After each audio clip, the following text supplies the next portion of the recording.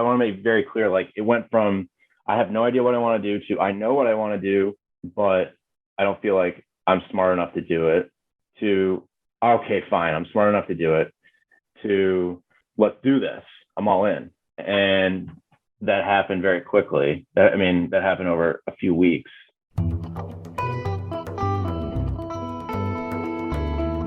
Welcome to Leap Like Me. If you can't shake the feeling that you're not on the right path, if you feel called to change things up but don't know how to begin, you're in the right place.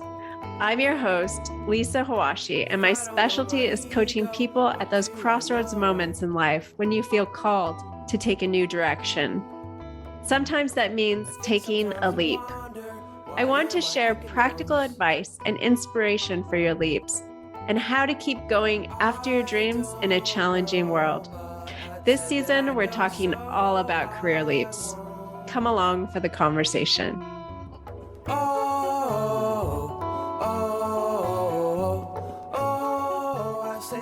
Hello, and welcome to Leap Like Me.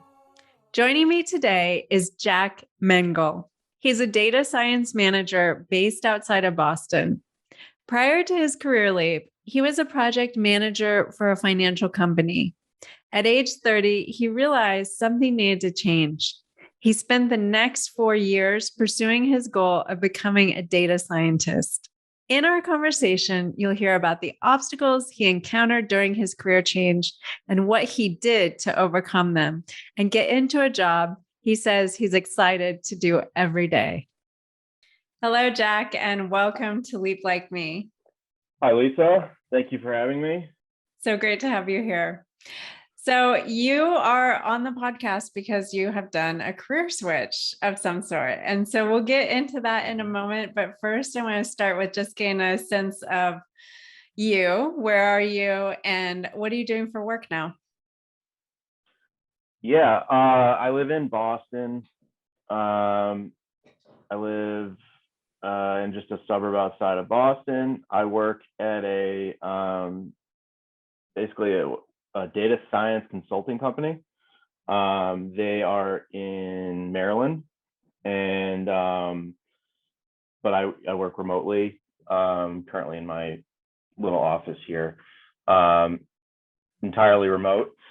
And basically what that means is I do data science for corporations, and in a consulting kind of relationship. And they have a lot of different clients, and people like me just kind of move from client to client over time, helping them with that kind of work. So yeah, to answer your question directly. So this is where you landed, and what were you doing before? Yeah. You mean like well, so it's kind of a not a simple answer. Do you mean like career wise? Mm-hmm. Yeah. So before I was a project manager, basically, at a large financial company. And so I was doing that for several years, and I'm 33 now. So, for the majority of my, career, I was basically doing that kind of work, and other things too along the way.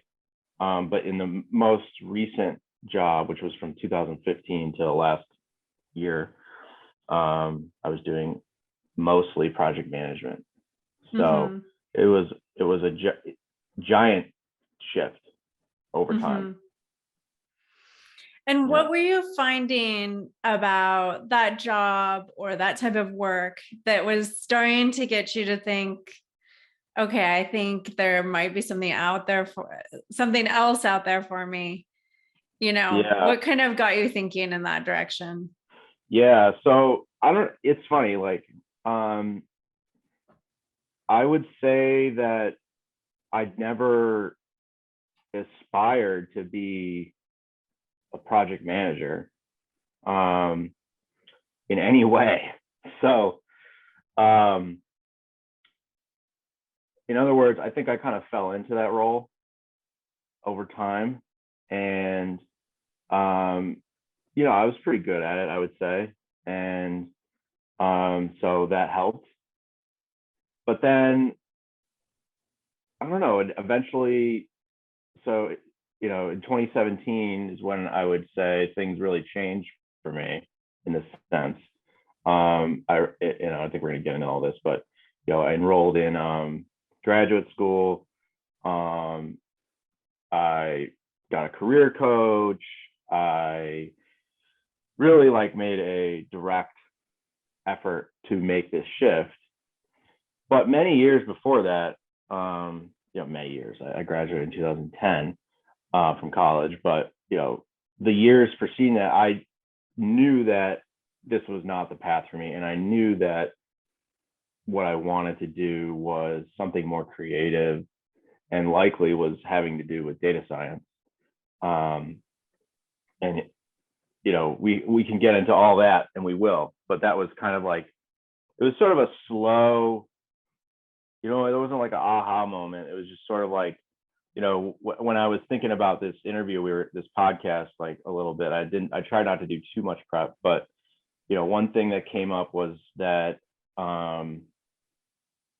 I kept telling other people that pre 2017, I kept telling other people, hey, I would love to be a data scientist. Wouldn't that be cool?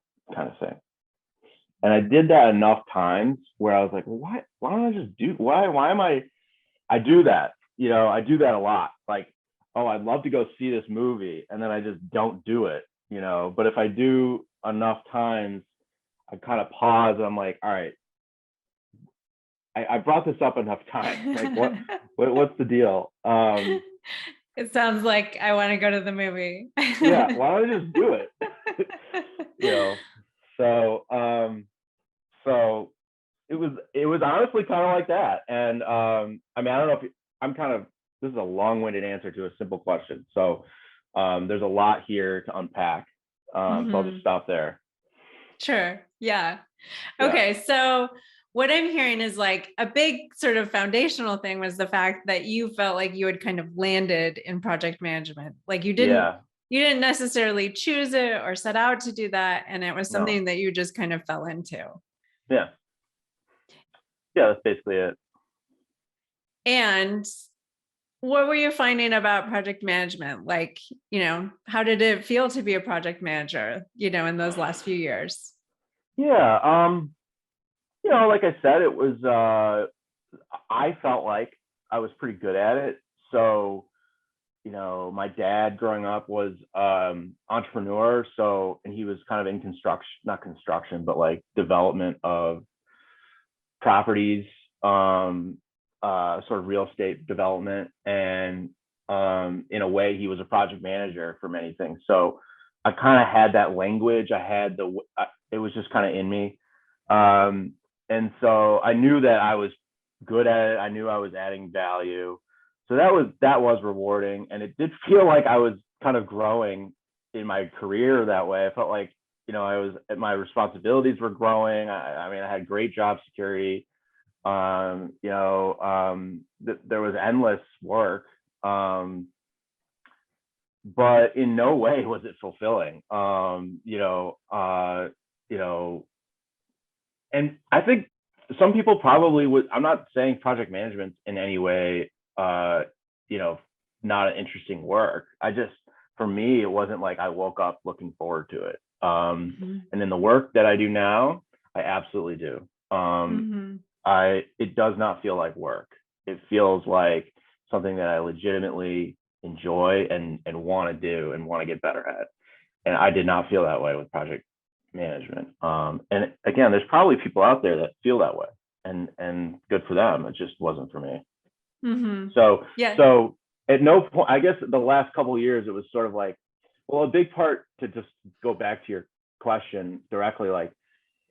I think that the number, I turned 30 in 2018. And so in 2017, I think I felt that the gravity of the orbit of age 30 coming, and I think just naturally I just started getting serious about like, okay, what is it I want to do? I do not want to be 40 years old, and like still doing something I don't really care about that much. Mhm. And What so I did, really, yeah. sorry. So yeah, I'm curious, what did 30 kind of represent to you?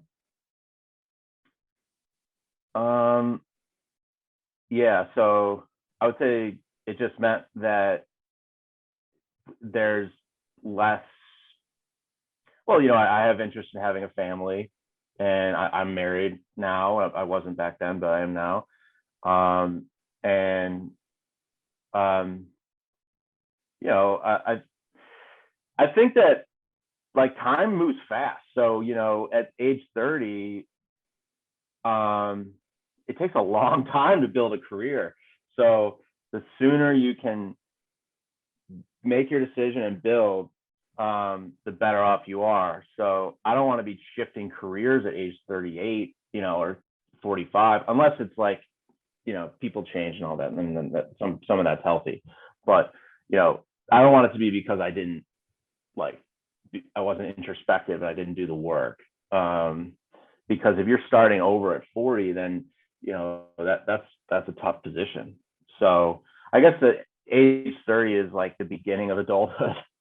So your 20s are kind of like you're figuring it out, which you are. I mean, geez, Yeah. your 20s are a mess. At least that mine were. Um, Yeah, I so can concur. A lot of, yeah, it's like, I guess it kind of feels, and it felt this way for me. And I think for a lot of people is like when you're 20s, there's like some room for error, some room for yeah, experimentation. But like there's some pressure then at 30 to have some things figured out. Right. yeah. Like, absolutely. I mean, that's when people start, just culturally, people start having children and settling down, if you will. And that was happening around me, with my friends. And I don't know, it wasn't like directly like, oh, I need to do it. There was no, conscious thing. It was very just like, oh, I think 30, oh boy, here we go. So I'd better enjoy what I do. And my grandfather was, my mother always plugged this into me all the time that, if I'm going to get the phrase wrong, but basically if you don't enjoy your work, if you enjoy your work, it won't feel like a job. You'll never work a Mm-hmm. day in your life. You know that phrase. Yeah. I'm Mm-hmm. butchering it, but yeah. Um, so that was like a principle of mine at some point. Yeah. And so, so if you're at 30, kind of thinking about, if I really want a job where I don't feel like I'm actually working, like I really enjoy it to that extent that it feels pleasurable, and Yeah. meaningful to me. How did you land on data science? Yeah. Um, so I guess it's always been, the data science is this like new term, but you know, another word for it is just using statistics to, come up with insights, or come up with, observations, generically speaking. And that's always been something I've been interested in. So, when I was doing the prep, I wrote down a couple of things here. The one thing, I mean, really, the book Moneyball, I want to spotlight that here, Uh-huh. by Michael Lewis. It's now a movie like with Brad Pitt, so everyone's heard of this. It's basically a story about the Oakland A's. I've always been a baseball fan. Um, in the early 2000s, they had basically no money comparatively to other teams, but they were able to still compete. And the way they did that was they used statistics, much more aggressively than the other teams, who were sort of using uh, their vision, their eyes, and they went into detail about how they use statistics. And I swear that book like totally changed how I think about a lot of things. And so that was always there. And then the company I was at was very sort of data sciencey. They very much used numbers and data to make decisions. And I just like wanted to be a part of that. But it really changed when I booked a career coach. So, I sort of knew 30 was coming. I knew that this wasn't going to work for me long term. I needed a way. I knew I was like an open mind. I said, I don't know what this is going to be, but I know that it's not this, and I need to figure it out. And so I found Rebecca Fraser Phil, who's a wonderful career coach, and she helped me to kind of get there from I'm unhappy to like this is what I want to do, data science. And that was sort of like a long process that took a few sessions. So I mean, I'm happy to go through that. Whatever you, yeah. So basically, yeah. So basically what happened was she gave me this, like, you remember the Mad Libs? Do you remember Mad Libs? Yeah. So we did that kind of exercise, but like for your ideal day, or like your ideal career, your ideal job. And it's like, I woke up in blank, and I just filled that out. And that was a really helpful exercise. And what happened was the word creativity kept coming up. Like in all these exercises, I just want to be creative. I just want to be creative. And so we kind of paused and said, okay, what does that really mean? What are some jobs? And there was like a section, like, what are some jobs that would fulfill that? And data science is like at the top. And so it was sort of like, okay, so we have something here. I knew that if I worked in that, I would be happy. I know that at that point. And she said, she kind of said, well, why don't you go for that? And the words that came out of my mouth were, I don't feel like I'm smart enough to do that kind of work. And that was sort of like, okay, now we know what we need to work on. Okay. It's not whether you want to do it. And then, it's not whether you would be happy. It's like, you yourself don't feel like you can do it. And she helped me through that big time. But, she introduced me to this idea of the growth mindset, which is, I think it's like pretty catchy now, but basically, converting your thoughts from, I'm not good enough, I'm not smart enough, to let's go learn and get good at it. Don't worry about don't measure yourself, just go get better at it. Like the growth from the fixed mindset. And so that was like a book, Mindset by Carol Dweck. She recommended I buy. She kind of coined this.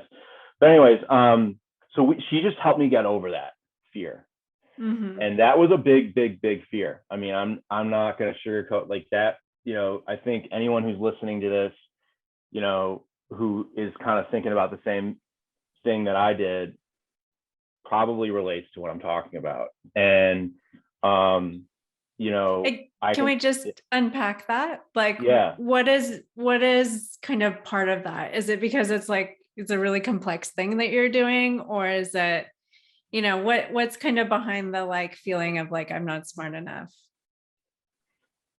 Yeah, I think it was just like, the field itself is sort of filled with very smart people. And there's sort of this like very human fear of like,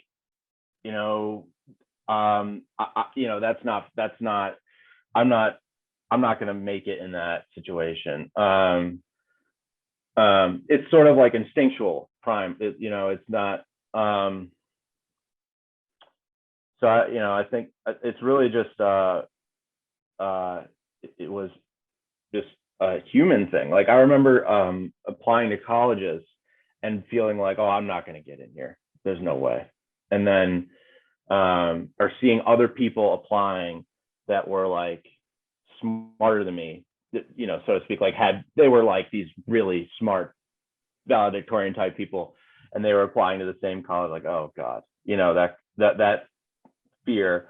I think just like at that time, data science, it is, and it is still now, absolutely. But at that time too, it was like such a hot field that like really interesting things were coming out of, and like, you know, was just full of really smart people. And so there was this like, oh, well, I'm not going to do that. That, you know, I'm not fit for that kind of thing. This is a natural response. Yeah. And then after I paused and just really evaluated the situation, kind of used like CBT, like, you know, is this actually true that I'm not smart enough? And if you actually look at the facts, like for me, it absolutely was not true, because, you know, I was already, if you looked at it, I was already kind of doing that in my job in several ways, in sort of certain ways. And I'd already gotten into grad school. You know, math was always something I was good at. So there's plenty of evidence there after getting through all that fear that I could do it. And also just in some way trusting Rebecca that, like, you know, it's such a scary thing though. It really is to like go against that fear. So it felt really scary to go against that particular like thought and belief that you had at that moment. Oh yeah. I did not tell anybody about my ambition until I knew that my skills were pretty solid. That, you know, any negative criticism was gonna, like, any negative feedback, you know, like that would sort of hint, even a little hint at it, would bring me back to that feeling of, oh, I'm not good enough, or I'm not smart enough, rather. Yeah. So you did some things to kind of protect it for a little bit, protect you and protect like this ambition that you had. Oh God, yes. Yes. I mean, that was the only way it could have survived. So I guess transitioning, once I made that, so that I want to make very clear, like, it went from I have no idea what I want to do to I know what I want to do, but I don't feel like I'm smart enough to do it, to okay, fine, I'm smart enough to do it, to let's do this, I'm all in. And that happened very quickly. I mean, that happened over a few weeks, very intense. So sorry, what part happened over? You mean all of that happened over a couple of weeks? Yeah, because that is very intense to go through in a couple of weeks. Yeah, because Rebecca and I were meeting maybe twice a month or something. And every session was like very driving towards that. So maybe not a few weeks, maybe a couple months. I don't know. This was 5 years ago. But yeah. It seemed like a short amount of time, I guess we could say. Oh, it seemed like you were quickly passing through those stages. Yeah, I was totally ready to like do this, like whatever it was. If it came out, I wanted to be like an ice cream maker or something. I don't know. I was ready to accept that, you know. So I was just ready to do whatever it took. Yeah, so it happened pretty quickly. Yeah, I'm curious. Like, I mean, it sounds like by the time you found Rebecca, you were in, like you just said, you were in a place of a lot of openness about like, okay, I know it's got to be something. It's time to move into it. But to get to the point where you hired a coach, what kind of brought you there? Or had you worked with a coach before? Yeah, no, I'd never worked with, I mean, I have a therapist, but similar, I guess. But I do think actually that would help. Like, I think people who, if you're in therapy, you're kind of more open to, at least in my situation, like you're more, over time, you're more open to that kind of dialogue of, I'm open to working on this and accepting any outcome that happens. Mm-hmm. Yeah. But it really built up slowly. Like there was a period where I knew for a while that I did not, like I said, I did not want to do what I was doing. And maybe the last year before I finally met Rebecca, there was little subtle changes, like the way I talked about it, the way I would like research it on my own time. I do little like online courses to learn about Python, which is a skill you need to learn in that field, in our field. And then it was like just like little baby steps for a year. Mm-hmm. And then I read a Business Insider article about career coaching, and she was in there, like Mm-hmm. she was referenced, or they were like experimenting, like, oh, what's it like to have a career coach? And they did the career coach and they wrote down the experience. And I immediately contacted her when I saw that. So it was kind of like I was committed, so I knew I needed help. I didn't, she's excellent at helping you to get over fears, to like encourage networking. She's very, very pro that. But anyways, it's not a simple answer. It's sort of like I knew what I wanted, and it took years to build up the courage to go do it. Yeah. I hear you. I've had experiences like that in my own life. Yeah, where it took over time doing that work. And it's interesting that you bring up like therapy and coaching.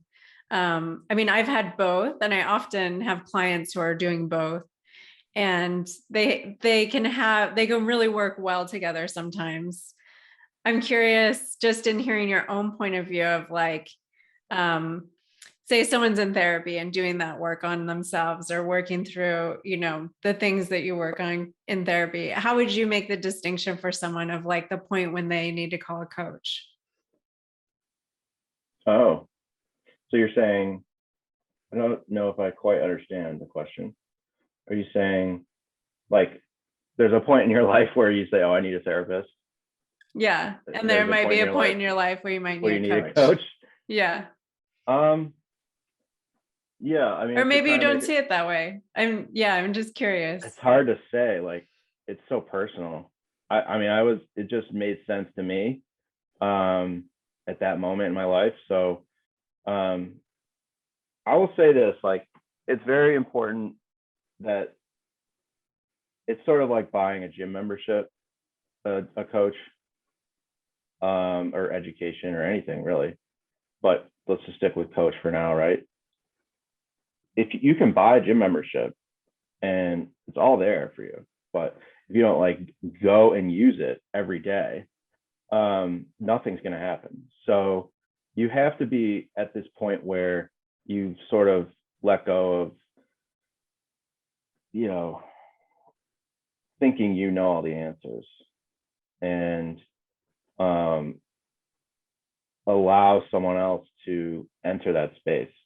Um, so if you kind of feel like this combination of wanting to do something but not, and knowing you can do it, I think there was a part of me that knew I could do it. That's why this all happened. There's a little voice in me that's like, come on, you can do this. If you have that but you just can't get there, and you're willing to, and I think based on that you're willing to do the work, then I think of coaches so valuable, so valuable. Mm-hmm. Yeah. Yeah. All right. So Rebecca helped you get through like these places. I mean, to get to the point then where you're ready you like know what you want to do and you're ready to take some action. So can you tell us the story of kind of what happened from that point? Yeah, yeah, that was crazy. So that was 2018, start of 2018. So at that point, so in my field, um, Python is like central to that.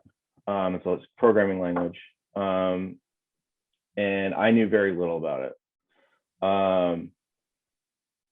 So I just started using online resources to teach myself Python.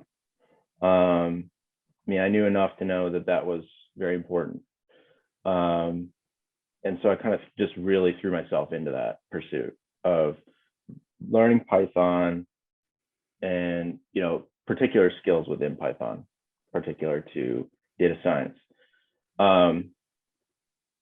There was a big moment where I did a informational interview with someone, and it was like a fellow alumni from my college, and they said, "Oh, you need to use this site, Kaggle.com."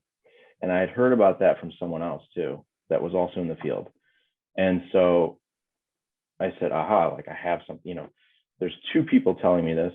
So I just really, if you go on that site, it's an amazing site for what I was trying to do, because it's this, it's a competition site. So there's companies like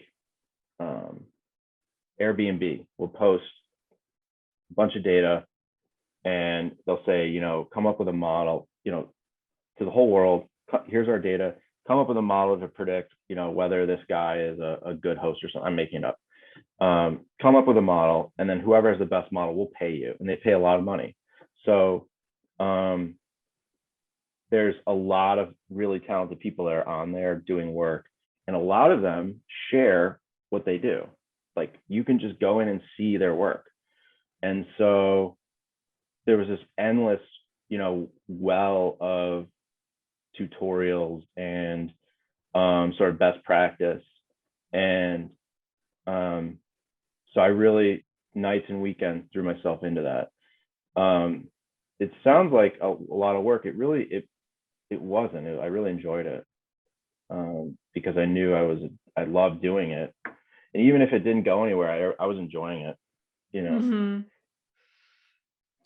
And so you were, through you were starting to teach yourself Python. You were doing some, having some conversations, doing some research. You come across this website that just kind of like opens up this whole new world to you, where you can really, it sounds like, accelerate your learning about this field, right? So what else was becoming clear to you at that time? Well, I enrolled in graduate school at that time. So I got into Boston University's computer science master's degree. And that was to do this work too. And more academic though. Like it wasn't always immediately applicable, but all very important information. So I was doing both at the same time. So my ability to do the work was like exponentially growing. And what happened was it went from like, oh no, I'm gonna be stuck in this job forever, or I can't do this job. I don't know what I'm gonna do, but I can't do this job too. I'm committed to this. And once I committed to it, like really committed, it was like easy. I mean, it was such a relief, because there was no, futzing around. It was just like, this is what I'm doing, and I enjoyed it. So I can't stress enough the slow coming to the place where you know what you want to do. That took a long time, and I don't think if you rushed that at all, it would have worked. Mm-hmm. But then you found it accelerated after that. Yeah, then I was like committed, and I was like, I'm all in on this. Mm-hmm. Yeah. And so you are working on this nights and weekends. You're doing a master's program. Is that also on the side while you still have your full-time job? Yes, correct. Yep. Yeah. I was only doing one class at a time, so it sounds harder than it is. But it was, it was still, it was still work. But I love that too. I mean, this is clearly something I wanted to do. Uh-huh. Yeah. I love the classes. I love all the material. And So so you had like, I mean, just if we could like pause there and reference back to that fear that you had of like, I'm not smart enough. I think you mentioned the word identity and so I imagine like your identity was kind of changing like as you went further down this path for yourself. yeah, yeah. I mean, I I think so. 2018 was when I probably spent that year almost every weekend. Um, um, and my wife, we had just started dating, and um, on weekends I would just be like working on this stuff, and she's like, "Wow, I can't believe it was just like she was just amazed. She was surprised. We were constantly negotiating time on weekends. Um, To hang and out. what? To hang out. Yeah, yeah, Uh-huh. yeah. Um, but luckily, she understood that pursuit I was on. Yeah, I'd like bring my laptop over to her apartment and just like she would like go to the beach. I hate the beach, and she's since convinced me that I like the beach, but I hate the beach. And she would come back from the beach, and I'm like still working, and then we like have dinner. It was like kind of that for a year. And then in 2019, I really started to throw myself into the work in a professional setting. So I went up to a colleague of mine. At this point, I felt very solid about my skills. And a colleague of mine who does this work for a living and said, "Hey, I've gotten a lot better at Python, a lot better at SQL. I'm more than willing to help you contribute, on any of your work. I'm not asking for any raise. I'm not asking for anything. I'm just would love to help you." And that formed a relationship very quickly where we were working on interesting work until I left the company. And that was a huge thing for me to build confidence and, just experience. So I was like, it's like 1 year of commitment got me to feeling like, okay, I can do this. Mm-hmm. So that was like a moment where you're like, okay, things have changed, that you had the confidence to walk up to this colleague. Yeah, that was big. It wasn't a moment earlier that I could have done that. It was like it took every day of that year to get to that point. But then once I had that conversation, I was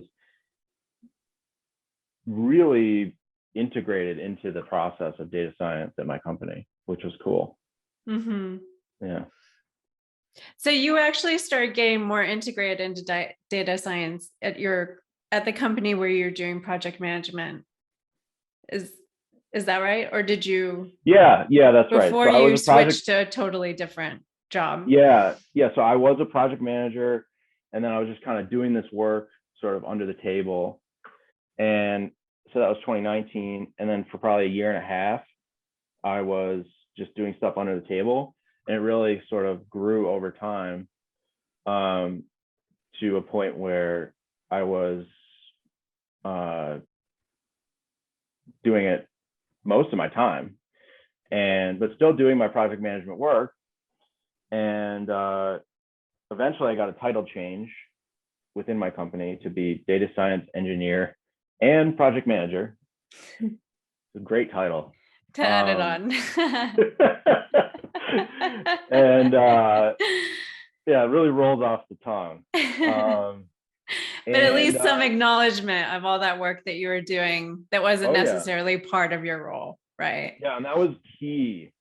Key.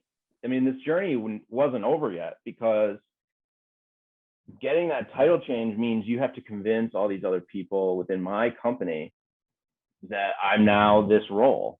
And I had been doing a different role for years, and now they need to acknowledge that I'm now this role as well.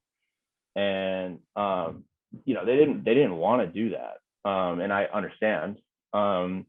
I had to really be very convincing. My work had to be very convincing that this was a good thing. So once I had that title, I could then move on, basically, because I knew my company was not going to be a long-term fit for me. But I knew I couldn't get to the place I wanted to go without that title change. Mm-hmm. Because when I go to interview and I'm like a project manager, it doesn't carry the weight. So you felt the best strategy was to like get the sort of make the transition into this new role within the same company. Yeah, exactly. I didn't think that there was any. Rather than just kind of going cold out onto the market saying, I'm a data scientist. Yeah, because on my resume, it won't say data scientist. It'll say project manager. And that's just like, you have to argue around that. You have to pitch yourself around that. So if I could just get that title, it would really help. And it did. Once I got it, it was just a lot easier. Mm-hmm. Yeah. And will you tell us about that? Like, how did you go to the next step then? Yeah. So I got the title, which was amazing. And that was a big day. By the way, absolutely no pay raise. I just want to stress like this. I really don't. I mean, of course, money is very important. I'm not a socialist or anything. This has all been about doing the work that I want to do. If they wanted to pay me whatever, I don't want to say they can pay me whatever they want, but I love doing the work. So it's not like this pursuit of this imaginary number of money. So I got the raise, or I think I did get a raise, but I got a title change. That was huge. And then I was on the market, and I was getting all kinds of interviews and at some really like awesome firms, and not getting them because I had never interviewed for this position. It's a completely different position than, they ask you very technical questions. You have to be ready for that. There's another chapter in this. Like the journey wasn't complete because I had never, like, I got to land this job. Like I knew eventually I would, but it was like a new learning curve for how to actually get a job in that. Right. Like I got into this interview and they asked me these questions that I knew, and it was this awesome firm, and I was really nervous, and they asked me all these questions that I know the answer, but I didn't. If I had known that this was kind of going to be the format of the interview, I would have been more prepared. But because I had never really done these kinds of interviews before, it did not go very well. So, after my like 5th interview, I got better and better. And then eventually through a friend, I got an interview at my current company, and it's worked out, luckily I had all the experience that I had. If I did not have all that experience from 2018 to now, so I got hired in October. So 3 years of work experience and like real projects at work that I built over time, that was integral to my application. So in a way, like it couldn't have gone any faster. There wasn't like a different path. It's really all about just like doing the work consistently, so that, and just forget about that. Just do it. There's this book that Rebecca gave me called, and the title says it all, Be So Good That They Can't Ignore You. So just forget everything, just get so damn good that literally anyone would hire you, and they'd be foolish if they didn't. That was kind of my Mm-hmm. mentality. Mm-hmm. So Yeah. Well, you were driven. I mean, that really stands out to me, Jack, about your story of just like how driven you start getting. And yeah, I mean, really hearing the passion for the work that, I've heard you say a couple of times, like you were putting a lot of hours into this and a lot of focus into it, but it sounds like it wasn't really feeling like a drain on your energy, that it was actually, it was like, it just, the momentum kept building for you, it sounds like. yeah, it was I mean, frankly, it was a lot of work, like a lot of work, a lot of work. Um, Maybe an unhealthy amount. I don't know, but it did not feel like work. So, for anyone that's listening to this, like, that's so important to find something that you actually want to do. Like, you're laying in bed and you're thinking about what you could do tomorrow to improve what you were doing today. Mm-hmm. Um, because it's fun, then because there is so much work that there's no way this is going to go well unless you actually like it. Yeah. Yeah. There's no way. Yeah. I feel this about my own business. I mean, I really love what I do, and I Yeah. get like super excited about it. And it's a lot of work as well. So yeah, I hear you on that. Yeah. Well, Jack, is there any other parts of your story that maybe we haven't like touched on that you do feel like is important that other people hear? Um,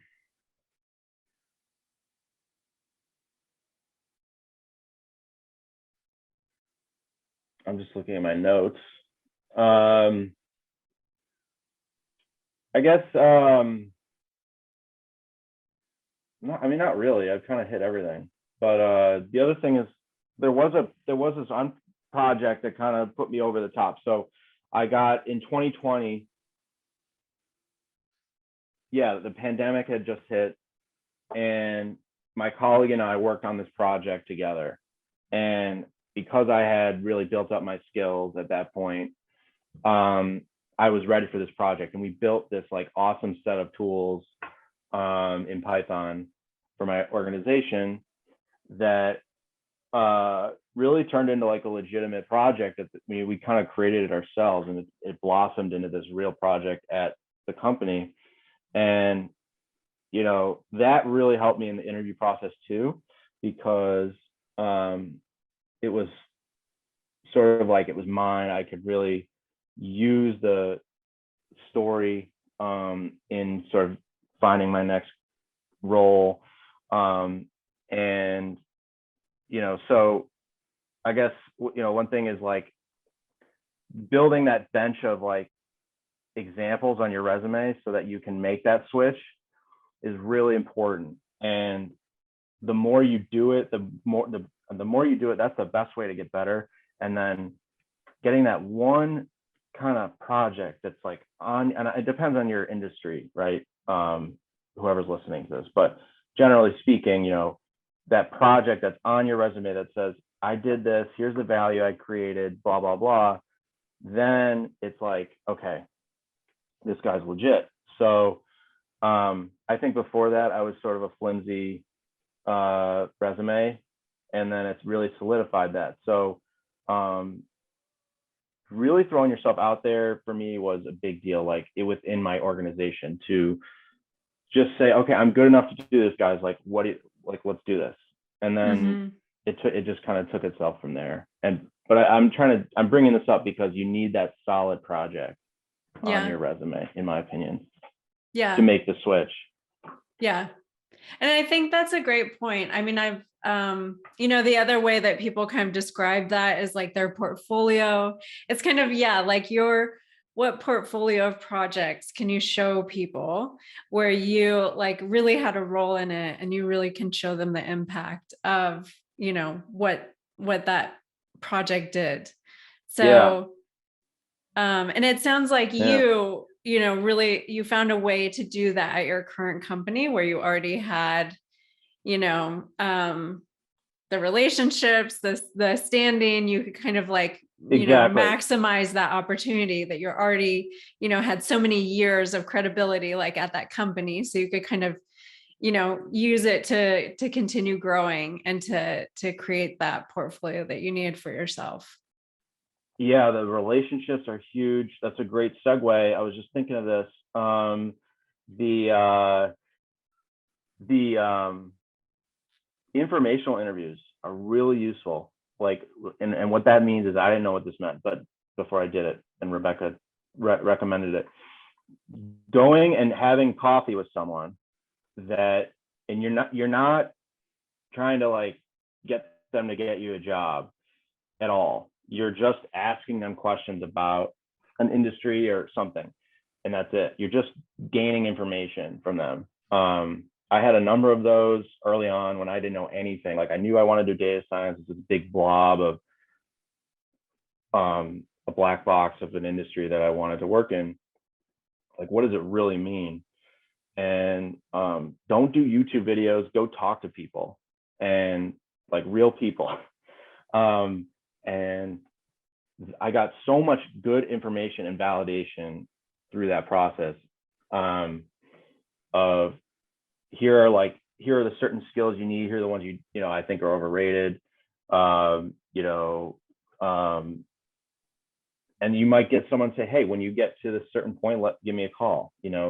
That kind of thing like is so valuable. And then stay in touch with those people every couple of months. Send them an email. Hey, how are you? Blah, blah, blah.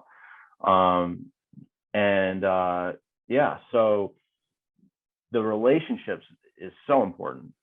Yeah. How did you go about finding your informational interviews? There was I just contacted anyone that I knew that was in the industry. And there's a woman that went to my college that is in the industry, and I reached out to her. I barely knew her in college, and but I used that very small relationship to just get a conversation, and then I try to stay in touch with her now. There's no, I mean, they can say no. You don't have to like have an awesome relationship with someone to say. People want to tell you what they think about the industry. So don't be afraid to ask. And then so a lot of it was like LinkedIn too. I think I went a couple on to I went my college, and people in the like data science search within there, and then I try to get their emails. I don't think anything ever actually came from that, but that was one avenue. Yes, I'm just remembering something. So what also helped me to get over the hump was I used this what is it called? A mentorship program. So when I was like at the point where this was 2020, 2021, that I knew I had the skills, I knew I was ready. Okay. I knew I was ready to do this job. I just needed to like get the job. I hired, there's this company called Sharpest Minds that I heard about on a podcast. And they were like, hey, we'll mentor you and it'll be free. But the only catch is that when you get the job you want, we get like 5% of your wage for the first year. And I said, fine, that's fine, because then I have the job I want, so whatever. And I met through my mentor Vibhor, who works at Amazon, which was like a huge, awesome thing to talk to someone who is in that big tech space. Kind of helped me guide through that. There's just so many little industry things to know that you just need to talk to people to figure out. Mm-hmm. So you wouldn't have, well, you heard about that on a podcast, but you're feeling like your takeaway was that if you weren't out there having conversations, you wouldn't have found these things otherwise. No way. Yeah. Like Kaggle was one. That's like one of the earliest ones that multiple people said, oh yeah, you should definitely use Kaggle. Definitely check that out. Anyone who's in our industry uses that. I didn't know that. I didn't know that. Maybe I would have figured that out somehow, I mean, now that I'm in this job, definitely would have eventually found it. But the fact that I found it that soon and like with that conviction of like, yeah, this is it, work, go spend time in there. Those, would have been lost without that conversation. Yeah. Well, Jack, thank you so much. It's been amazing to hear your story. And thank you for all of the ideas and advice that you've offered to people who are listening or watching. I want to just wrap up with the 3 questions I ask every guest, which is the first of which is, what do you wish you knew before your leap? Or what do you wish you had known before your leap? So is the leap the point at which I leapt, or is it the like where is, I don't want to be, okay, I'm just gonna answer it. I wish I had known that that I could totally do it, and it's all in my head, and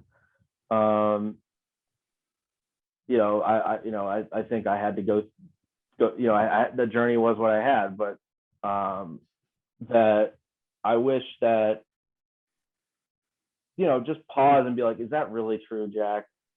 Is that really true? But Yeah. Well, and so the second question for you is, what is maybe one of the most unexpected things that's come from your leap? Oh.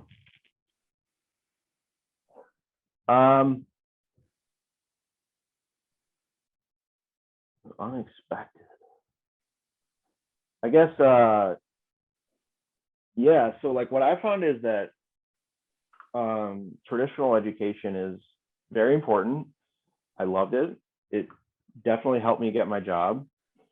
But there's a lot online that I think probably helped me more than my master's degree, because I learned all the really hard skills that you need in my current job, online. I did not learn many of those skills through school. School is more like theoretical, or just academic, useful, understanding the big picture type of stuff, which is very important. But like as far as like doing my job every day, and doing it well, I learned that online, which is interesting. Cool. Thanks for that insight. All right, here's the last one. It is, what would be your advice to someone who's thinking about taking a similar leap? Yeah. My advice is, if you're thinking about it, you probably know the answer. And try to do what you can in the way you do it, in the way you do these kinds of things, to slow down and think about what's holding me back from what I want. And I guess know what it is you want, because I knew vaguely what I wanted, but I didn't know what it was exactly. And until you exactly know it, you can't pursue it, and that's okay. That's part of the process, is like refining it to like, what is it? And so the big one is, if you're thinking about it, I'm pretty sure you should be doing it. Yeah. This is a maxim that I've discovered too. It's like that little voice inside, like usually there's something behind it, right? Oh yeah. Like there's something in you that's saying, no, this, I know what the answer is. You're just not listening, and once it's been so fun, this whole process, even though it's been terrifying at times to do this, because once I was like, okay, let's do this, it's like so what's the word? Relieving, not relieving, I felt a sigh of relief, like, that's over. Now let's just go do it. I don't need any more opinions. I know what it is, kind of thing. Such a relief. Yeah. Yeah. Then it gets fun. Yeah. Awesome. Well, thank you, Jack, so much. It's been great to have you on the show. Appreciate it. Yeah, thanks, Lisa. It was fun. I hope people get something out of it. I think they will. Lots of stuff here. Thank Yeah. you. All right. Thank you. All right.